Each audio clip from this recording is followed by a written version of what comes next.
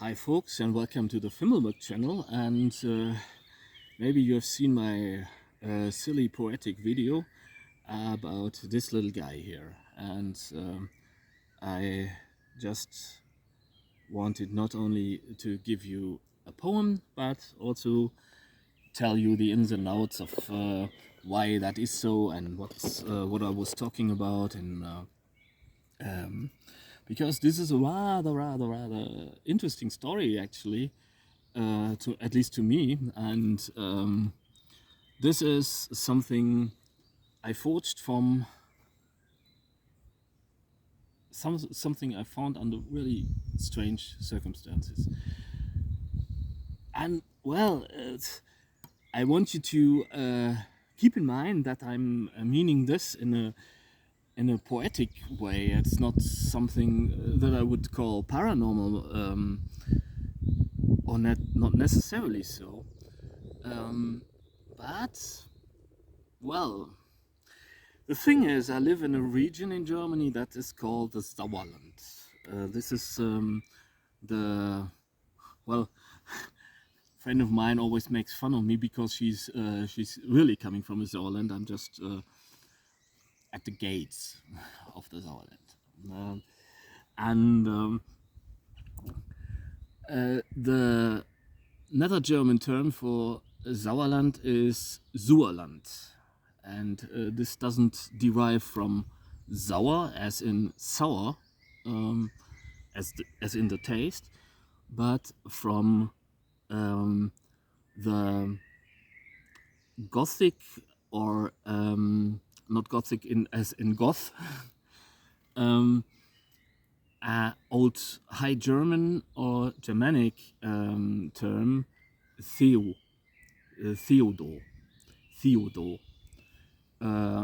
which is also the element that made the Deutsch in Deutschland, Theodisker Land, which is a fun fact, just means the land of a people. There is no or the folk, which I'm referring to later on. There is no statement involved what folk or what people are meant. Just some food for thought, and again, not an answer, just a question. But it also refers to folk, and folk can mean folk customs, folk people, peasants, farmers, simple people. On the other hand, it can also refer to the fair folk. And in the Sauerland region where I live, there are a lot of folk legends and and they are centering around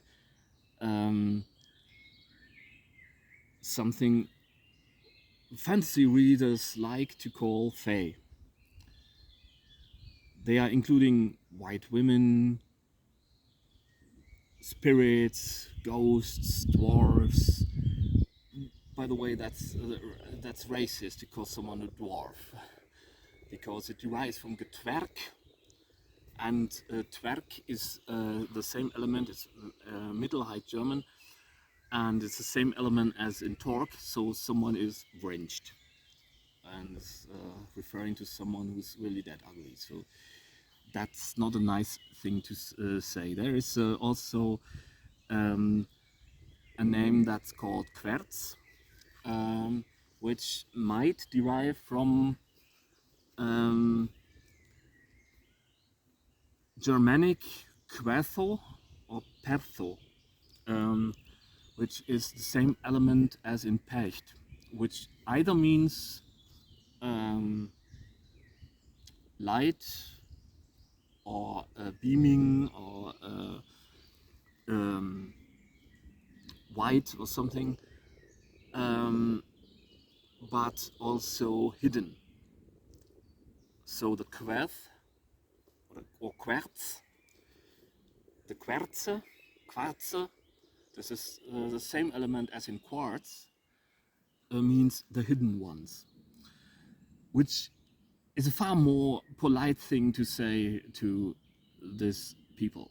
And there are also several legends and historical evidence, actually, of folk named the Walen, which is in the Erzgebirge or the Riesengebirge in Germany,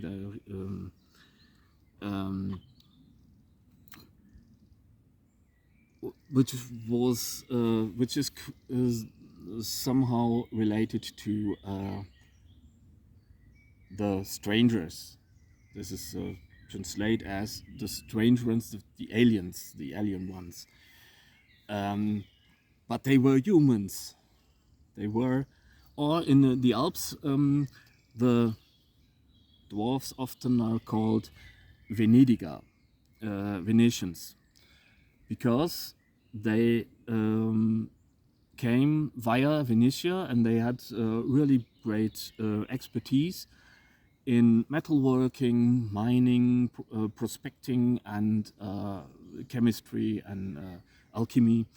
And so they were a life legend, and they came via Venetia, but they often were of Syrian, Turkmen, Iran origin, because in these days that I refer to, these people in this region, and I'm talking history right now, that's not legend. These people were rather skilled in prospecting, mining, and working with gems and half precious stones and stuff, and precious metals like gold, silver, and something, but also in steel and ironwork. Woods and pullard steels, or the so-called Damascus steel, which isn't the Damascus steel we mistake it for it, not the compound steel, the forge welded, pattern welded steel, but the true Damascus steel, which is crucible steel, came often via Venetia too, but also from Turkmenistan, from Iran, from Syria, from Persia, to Europe. We were rarely capable of making this in Europe. And so the Walen, or Venetia, Venediger Männlein, they were maybe smaller than average people in Germany, so maybe they called them dwarves, maybe jokingly, and they were looking differently, so they thought them ugly. And this is a real life theory. This is not myth or legend, and I want to denote that beforehand. Now, and what something really weird happened when I did the research for a fantasy novel I was writing, or I am writing. I'm writing it still. I'm writing it since the early 90s, and well, I won't publish it anytime soon, because the thing is, I would have to do this full time, and this is a story not suited for a best-selling novel, and so no one would want to publish it anyway. But I invented some languages, or maybe I didn't invent them, because I did a lot of research and tried to do something that was fitting into the context of historical languages as well as Tolkien's languages. Because I think Tolkien invented a genuine mythology, or recreated it. Maybe this is a really really controversial topic, which I cannot discuss in depth here. But well, so I was I can order a beer in Diuda. And the Diuda in my fantasy novel are the folk. And there are several tribes in my novel, and there are also the dwarves that are called the Quathiani, the Quathian, or Quathii. And there are two tribes of Quathia, one coming from the north and one coming from the south, or the southeast. And I can, if you want, I can tell you the story in depth one time. And well, there's something really funny happened when I did the research. And the thing is, I get this sort of hyperfixation going on if I delve into a topic. And it became really real. And it was frightening at times a little bit. And well, I was walking through the woods and my mind was making up things, and there was a sickle moon involved, and there was an owl flying overhead, and I met a fox, and fox was laughing at me and was just sitting on the trail and looking at me and wasn't doing anything, and was like, what you want from me? And the owl was on the branch, and this actually happened. It's nothing I made up. In contrast to me having it also made up in a story. And this was really frightening to me, because I anticipated this in a story and it happened to me. And well, then eventually they went away, and actually the woods over here are really bearing the impression of centuries of iron processing, iron mining, iron smelting, and there are smelts all over the place. There are coaling sites everywhere. You can find slag heaps in the middle of the woods, and and I came across, and it was really far back, and it was beside the bank of a river, little river, a creek, something, and I found a strange piece of iron, which was rather grey, but a little bit of rust on it, and was something unusual, and I was not. It was half submerged in the ground, and it had a sort of a cake-like structure. I still got one cake which I also found there, and it was just, it cried crucible at the top of its lungs. And so I took it home and to the smithy, and at first I ruined good 5 centimeters of it. I split it open and then wanted to. It was a round cake that size, and I was splitting it open and moving it that way. And I was hitting it with a hammer on one end, and it just crumbled to nothingness. And I was deeply frustrated and tossed it on the scrap heap, and was like, well, okay, that didn't work out all right, so this was failure. And was like, but then I remembered what tutor of mine did, and he took a wooden mullet at a low temperature, and I was putting it on the anvil staple stock. I was pounding it with a mullet, and I was pounding it for 8 hours or something. I don't know. It was the most frustrating thing I ever did, but it did work out. Didn't crumble anymore. So kind of the part where it did crumble, and then I was pounding it and pounding. And eventually I noticed that there was a difference in the feel, and so I gave it a go on the anvil with a steel hammer, and I thought something from it, and this is it. And well, I'm glad I did. And well, I think the story is not a one-way road. And disclaimer again, this is not. This is the story again. For in my story, the fair folk sealed the gates, and that's the reason we can't find them anymore, except for some faithful humans who still know kindness towards the fair folk and towards the Kirathai, as well as the Diodai. The Diodai are what people might call elves or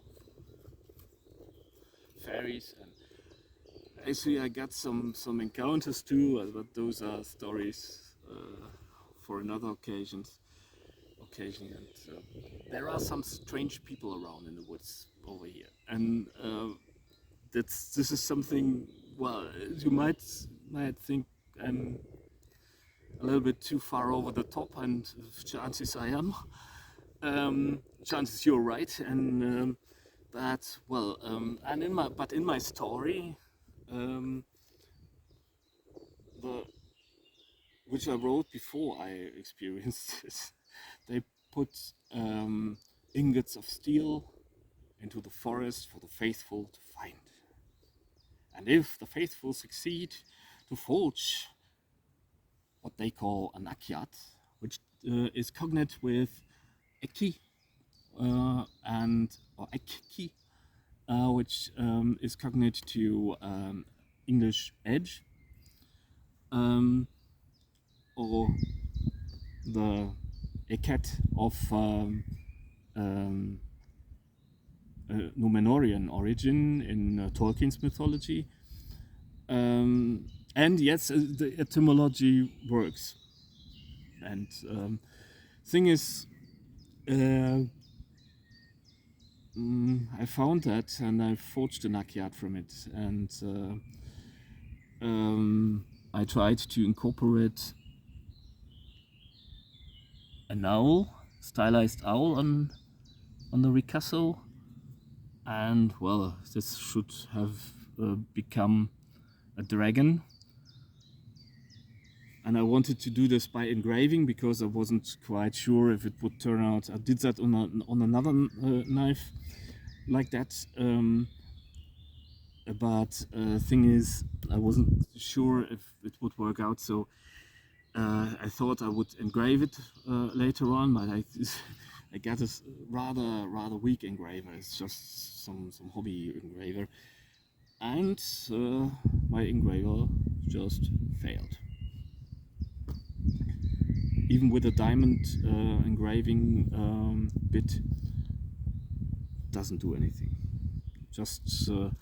I just managed to do something with an angle grinder and a little bit. You can see a little bit of an imprint, but actually didn't work out. And I tempered it selectively. Don't know if you can hear this. It sings. Sometimes if I just move it around like this, it already sings. I put a wrapping on, a handle wrapping, because obviously I couldn't drill any hole into the handle.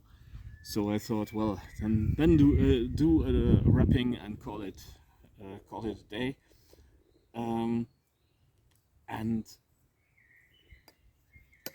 it is really resilient, and a really resilient steel and really great carving capabilities. Need to strop it again. Where is it now? Need another piece of wood like that.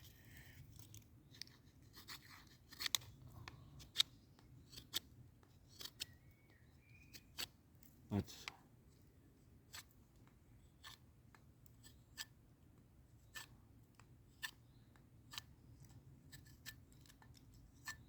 just with 3 fingers, and not bad for some junk I found in the woods.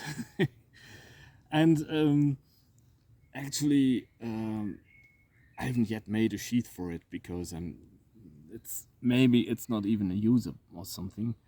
It's a story for me. It's a story I really treasure, that I had the opportunity to live through it, and it's a part of my own mythology, and well, who knows?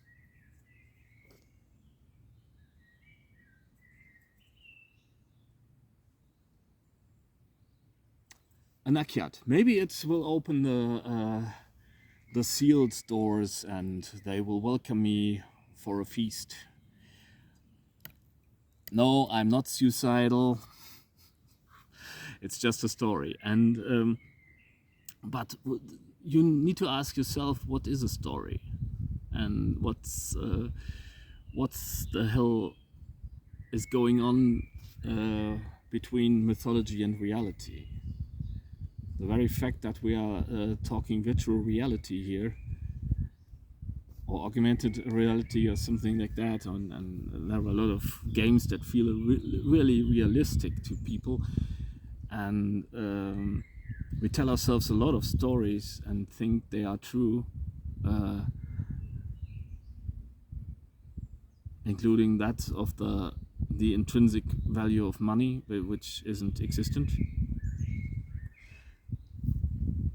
So maybe the story is more than that, and maybe my grand aunt was right. She always said, when all hope nummes es, stot der Wille Hanso, which translates to when there is no hope anymore, the wild Hansa, the wild host rises. And she meant something. She referred to a local legend of a host of the different people in the region, and not only referring to humans and travelers. Humans, travelers, and I'm not excluding travelers from humans, but farmers, local farmers, travelers, and a lot of other people rising together with the fairies and the dwarves in a wild host, and putting the wrong to rights. But who knows? It's a story, and but given the times are as they are, maybe we need stories like this. Just a little bit of a question, not an answer, and a knife I hope you enjoyed. Take care, enjoy the forest, and see you soon.